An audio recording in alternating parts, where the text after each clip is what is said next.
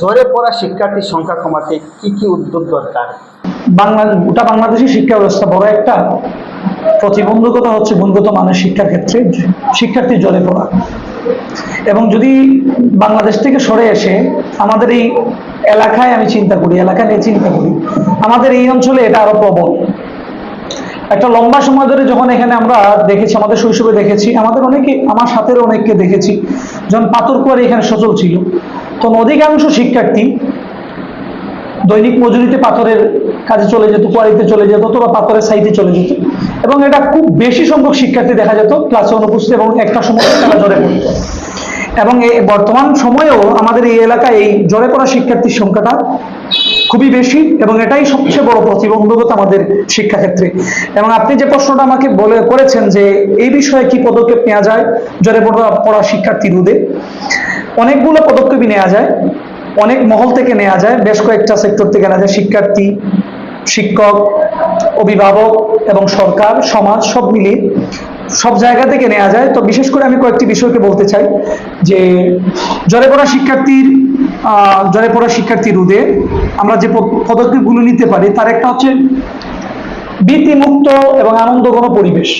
আপনি শ্রেণীকক্ষটাকে যদি ভীতিমুক্ত, বাচ্চাকে ভয়মুক্ত করতে পারেন, এবং সেটা যদি আনন্দঘন হয়, আনন্দদায়ক হয়, একজন শিক্ষক যদি তার সর্বোচ্চ আনন্দদায়ক উপায়ে ক্লাস প্রেজেন্টেশন দিতে পারেন, এবং ওই পরিবেশটা যদি ওইভাবে তৈরি হয়, যদি শিক্ষার্থী জানে যে সেখানে গেলে সে তাকে বেত্রাঘাত খেতে হবে না, কোনো ধরনের প্রহার করা হবে না, সেখানে গেলে হাসবে সারাক্ষণ, সে আনন্দের সাথে পড়ালেখা করবে, পাঠদানটা হবে আনন্দঘন, তাহলে শিক্ষার্থী নিশ্চয়ই এখান থেকে দূরে সরে যাবে না। আমরা লম্বা একটা সময় আমরা গল্প শুনেছি আমাদের অনেক সিনিয়রদের কাছ থেকে, যে আমি পড়া বাদ দিয়েছি, স্কুল থেকে আউট হয়ে গেছি, কেন জানো, কেন আমি ড্রপ আউট হয়েছি শুধুমাত্র একজন স্যার আমাকে একদিন এমন মাইর দিছিলেন, ওই মাইরের চোটে আমি আর নেক্সট টাইম কোনো স্কুলে যাইনি।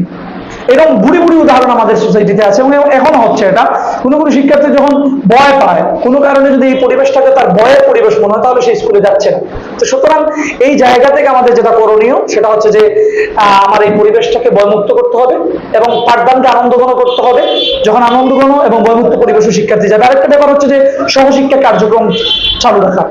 সহশিক্ষা কার্যক্রম হচ্ছে যেমন আপনার খেলাধুলার ব্যবস্থা করা, সাংস্কৃতিক বিভিন্ন অনুষ্ঠানে আয়োজন করা, বিতর্কের আয়োজন করা যেতে পারে, কুইজ প্রতিযোগিতা করা যেতে পারে, অন্যান্য বিভিন্ন সহ কার্যক্রম যেগুলো আছে বিনোদনদায়ী, সেগুলো আপনি আয়োজন করতে পারেন। এতে শিক্ষার্থী স্কুলমুখী হবে, স্কুলে তার আশা বেড়ে যাবে, এবং ঝরে পড়াটা কমে আসবে। আরেকটা ব্যাপার যেটা করে যায়, যেমন এটা শিক্ষকদের ভূমিকা একটু বড় হবে, শিক্ষকরা হোম ভিজিট করবে। যদিও বাংলাদেশের আইনে প্রাথমিক লেভেলে হয়, হাই স্কুলে এটা এতটা নয়, প্রাইমারি লেভেলে এটা আছে যে হোম ভিজিটটা খুবই অত্যাবশ্যকীয়। শিক্ষকদের অবশ্যই তাদেরকে নিয়মিত হোম ভিজিট করতে হবে। যে শিক্ষার্থী স্কুলে একটু বেশি অনুপস্থিত হচ্ছে, তার বাড়িতে আপনাকে যেতে হবে। এই যে আইনে আছে, বলা হচ্ছে, বিধিতে আছে, কিন্তু এটার বাস্তবিক কোনো প্রয়োগ নেই। দুঃখজনক হলেও এটা সত্য, এটা কোনো বাস্তবিক প্রয়োগ নেই।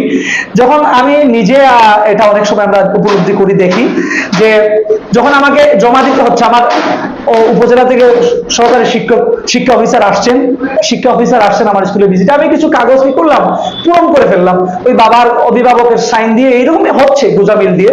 সেও সহকারী শিক্ষা অফিসার আসলেন বা শিক্ষা অফিসার আসলেন, ভিজিট করলেন, দেখলেন যে না, তারা বাড়ি যাচ্ছে, ভিজিট করছে, আসলে কিন্তু মাঠ পর্যায়ে তা হচ্ছে না। যদি প্রপারলি আপনি হোম ভিজিট করেন, আপনি শূন্যের কোটায় নেমে আসতে বাধ্য শিক্ষার্থী ঝরে পড়া আপনি শূন্যের কোটায় নেমে আসবে যদি শিক্ষকরা নিয়মিত হোম ভিজিট করেন, তার সমস্যাটাকে চিহ্নিত করে বাচ্চার কাছে যান, তার গার্ডিয়ানের কাছে যান, কি সমস্যার কারণে বাচ্চা অনুপস্থিত, এটাকে যদি চিহ্নিত করতে পারেন প্রপারলি, তাহলে শিক্ষার্থী ঝরে পড়া অনেকটা কমে আসবে। আরেকটা ব্যাপার হচ্ছে যে নিবিড় পর্যবেক্ষণ। আপনি যদি শিক্ষার্থীকে প্রপারলি পর্যবেক্ষণ করেন, অভিভাবকের জায়গা থেকে অভিভাবক যখন পর্যবেক্ষণ করবেন, আমার বাচ্চাটা কেমন যেন হয়ে যাচ্ছে, স্কুলে যাচ্ছে না, কেন যাচ্ছে না, অভিভাবক যখন তাকে প্রশ্ন করবেন, তার প্রতি খেয়াল করবেন, উনি যখন এটা নিয়ে আলাপ করবেন শিক্ষকের সাথে, অথবা স্থানীয় কোনো সামাজিক ব্যক্তি, শিক্ষানুরাগী ব্যক্তির সাথে আলাপ করবেন, যে আমার বাচ্চাটা কেমন জানি হয়েছে, যে স্কুলে যাচ্ছে না, কেন যাচ্ছে না। যখন সম্মিলিতভাবে সবাই উদ্যোগ নেবে, এই বাচ্চাটার কাছে যাবে, তার সমস্যাটা চিহ্নিত করার চেষ্টা করবে, নিশ্চয়ই বাচ্চাটা স্কুলে যেতে শুরু করবে। আরো কিছু বিষয়, এটা সরকারি উদ্যোগ হবে, সরকার নিতে হবে। তার একটা হচ্ছে, যেমন ইতিমধ্যে আপনারা জানেন, এটা খুশি সংবাদ, অলরেডি এই সরকার ঘোষণা দিয়েছে সারা বাংলাদেশে শিক্ষার্থীকে মিড ডে মিল চালু করবে। প্রাইমারি লেভেলে প্রাথমিক বিদ্যালয়ে মিড ডে মিল কিছু জায়গায় এখন পাইলটিং হিসাবে দেওয়া হচ্ছে, কিছু জায়গায় কয়েকটা উপজেলা চালু আছে, এবং সম্ভবত আগামী জুলাই থেকে, আগামী অর্থ বছর থেকে সরকার সারা বাংলাদেশে একই সাথে প্রতিদিন দুপুরে খাবার দিবে। যখন আমরা আমার স্কুলে, আমার পাতলিগুনাতে গত কিছুদিন আগে পানি সম্পদ অধিদপ্তর থেকে দুধ দেওয়া হতো, 250 মিলি দুধ প্রতিদিন বাচ্চাকে দুপুর বেলা দেওয়া হতো। শুনলে অবাক হবেন, এটা যখন শুরু হলো তখন বাচ্চা তো 100% আসছেই, সাথে কিছু এক্সট্রা বাচ্চাও আসতেছে রেগুলার, যারা স্কুলে আসে না এই বাচ্চারাও আসতেছে। কেন? দুধ পাবে।